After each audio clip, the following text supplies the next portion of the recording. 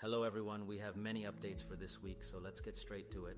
The first update is the revamped logs, which look much better and offer more useful information.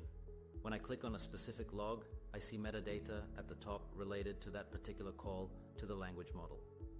Further down, we see the input that went from the user to the provider, in this case to OpenAI, as well as the output from the LLM. If you're interested in how exactly the call to the LLM looked, you can switch to the JSON view, which shows what exactly was sent from Langtail to the provider.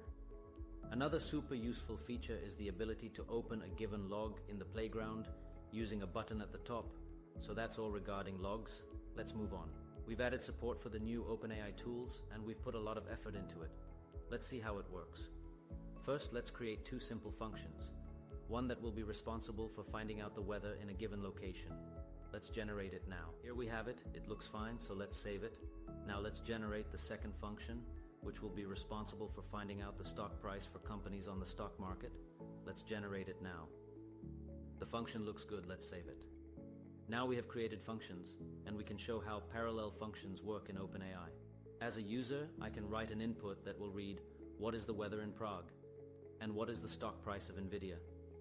These two questions are unrelated, and before the support of parallel functions, it was non-trivial to support such a use case. Let's see now how OpenAI GPT 3.5 responds when we send this input.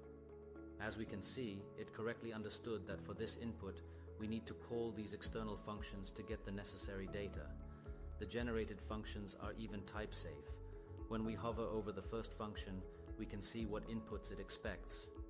Under the functions, we see two messages that have the role of tools. These messages are waiting for a response to the invoked functions.